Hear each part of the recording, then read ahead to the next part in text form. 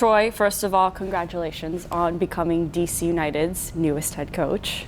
Thank you very much. I'm incredibly excited to be here and get started. So I want to know, who is Troy Lesesne as a person, and on the other side of that, who is Troy Lesesne as a coach? Before you can even talk about me as a coach, you have to talk about who I am as a person. And what I would say to that is, I'm from South Carolina. I'm from West Columbia, South Carolina, and family is an incredibly important aspect of who I am, and that's really something that is part of not only who I am, but it also plays a big part of what my coaching philosophy is.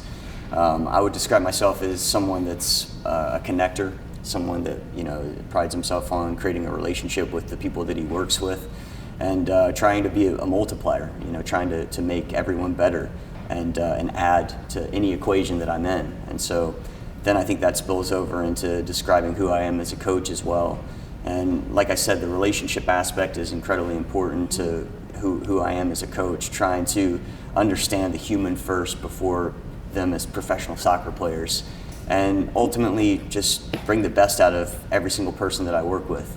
That's my ultimate goal, and building an environment, building a culture is what I think is probably one of the strongest aspects of who I am as a coach, and that's exactly what I'm ready to do, and can't wait to get started here at DC United. You're speaking now about the relationship aspect and why it's so important in your philosophy, Sure. And I want to know why.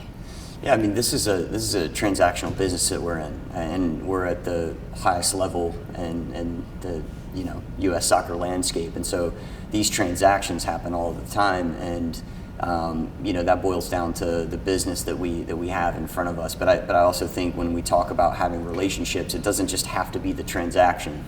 As part of this business, it can be getting to know the person, getting again to know the human that you're working with every single day. And you build trust that way. You build just an honest rapport with someone that way.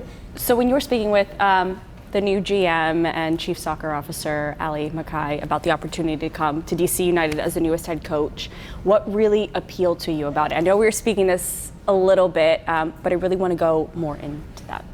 Yeah, I mean, I'll talk about DC United after I talk about Ali. What I would say about Ali is that I can see that he is on a similar path as mine. He's hungry to prove himself and view this as a real first opportunity for him to go and make a mark.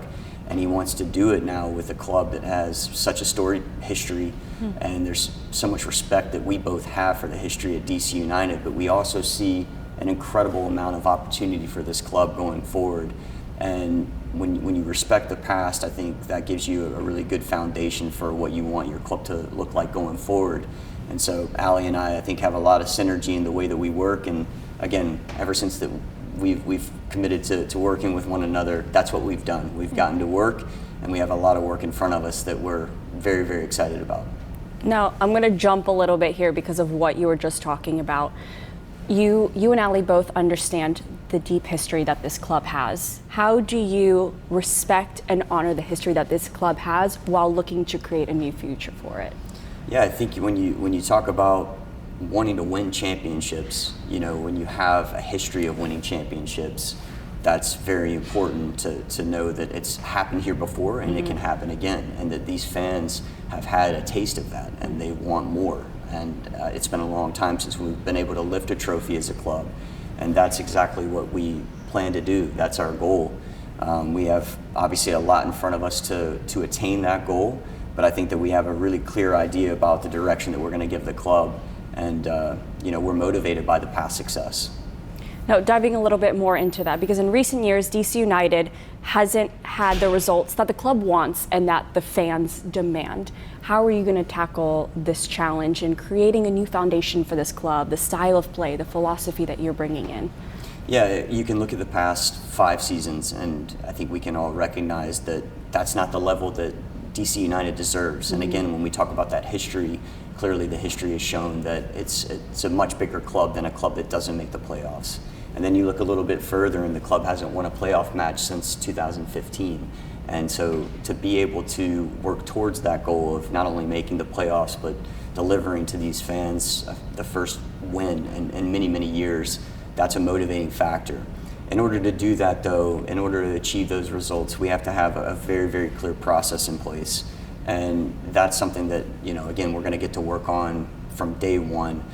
This club talks about wanting more of an identity. And I think the way that you start with an identity is to look at exactly what you want the environment to be every single day.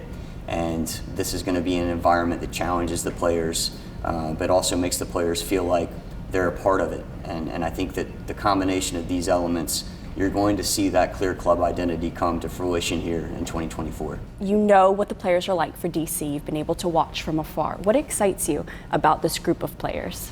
Yeah, I think it's a really interesting roster. I mean, there's a mix of some extremely talented veteran players. When you talk about Christian Benteke, you talk about Click, I mean, these are two top players in the league. But then there's Steve Birnbaum, there's Russell Knaus, there's Tyler Miller, there's Alex Bono, there's Pedro Santos. The list goes on of veteran players that are in this team that any club in the MLS would love to have as part of their roster. And then the next part of that is it has young developing talents. Teddy Kudapetro, this is a top talent. Christian Fletcher, these are players that have big potential. I love seeing Pirani, be locked in now. That's exciting to me. So when you have the mix of these veteran players with some of these young up-and-coming talents, that's the type of roster that would excite any coach. As you look ahead to the 6 weeks that will be leading into the home opener with preseason, what are some of the biggest things that you will be focusing on? Yeah, again, when we talk about a club identity, we have to talk about the environment in which we want to really govern that identity. So that's what we're going to be working extremely hard at every single day. I think the word culture gets thrown around a lot, and I'm a big proponent of culture, but really you're talking about the environment that you create every single day, and everyone's a part of that. And this environment's going to be something that's very clear as it relates to our style of play. And all of these things go into us working towards just being on the same page and trying to move forward in 2024 in a really positive manner. What do you envision this team looking like?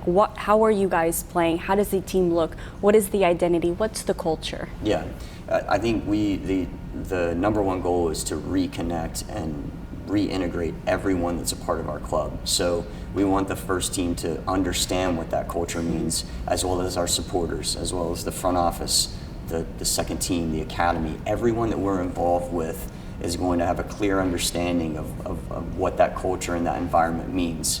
And I think that that's the first step in then moving on to the field. And part of that environment and culture is going to be, this identity that we're going to have to be aggressive and be creative on the field. And this is the goal for 2024. And if we put those things in place, I think then we'll be able to, potentially achieve some of the goals that we have in terms of results. You started your coaching career 20 years ago. You've had a lot of experience at every level in American soccer. When you take a look at your rise and your journey in all these past years, how have you really grown as a coach? Yeah, I think that the ability to work at every single level in this country and now be at the top with the head coaching role at DC United is really a special journey. And it's something that I take a lot of pride in terms of how I've gotten to this point. And the coaching philosophy that I believe in and how I act as a person to go through each of these steps along the way and work at the youth level, at the college level, at the second division level, and now at the first division level, and do it in a way that stays true to who I am. Again, makes me very proud to lead DC United here in 2024 and beyond. And I would say I have a full self-awareness that I don't fit into the conventional archetype that is a typical MLS coaching hire. And usually it falls into one of three categories. A tenured MLS head coach, an international coaching profile, or really high-level playing experience. I don't check one of those boxes necessarily. I think the box that I check is working at every level, having success at every level, and I think that's why it wasn't a coincidence for me to take over with Red Bull last year. We had one win, bottom of the table, and we were able to turn things around and make the playoffs. So that's exactly the type of experiences that I'm going to immediately put into play with DC United. All those years of working at every level and hit the ground running. And why do you think that makes you so unique? Why do you think that out of anyone that could have had this job, but you're the one that really stood out? I think that the way that DC United views it, it answers this question of why maybe my coaching profile is unique. It's different. It's not it's not the conventional thinking. So I think it's defying that traditional way of doing things that other clubs have probably done in the past, in the way that they make their coaching hire. And so for me, it separates me from the standpoint that I've been able to connect with every type of player at every single level, and that type of just authenticity, I think, speaks to players. It resonates with them to see this is someone who really had to work in their career to achieve what they want, and that's what they're doing right now. Working in your career, first head coaching job was with New Mexico United. They were an expansion team in the USL Championship. What do you really take from that? I mean, you led them to quarterfinals of Open Cup. You led them to playoffs. What do you take from that you can really bring here? Because there you were building a new team. You were building an identity for that club. Coming here, DC United, as we said, they have history, but we're rebuilding something new with you at the helm as head coach. What experiences do you take from that you're going to bring here?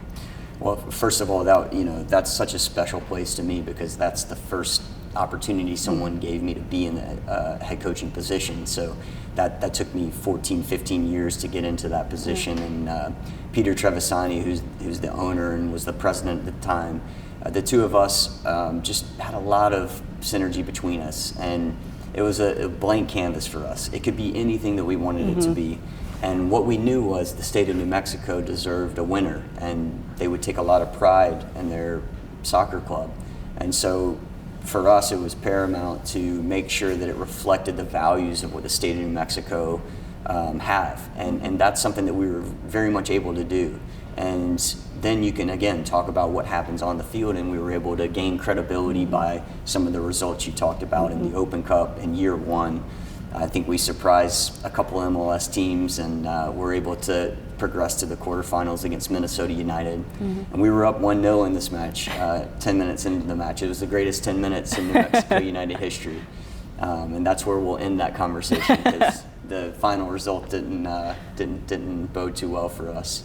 But yeah, then we were able to make the playoffs, and beyond all these results in New Mexico, I think, again, what I take pride in my time there is being able to help put a soccer club in place that, again, shows the values of what those people in New Mexico really care about.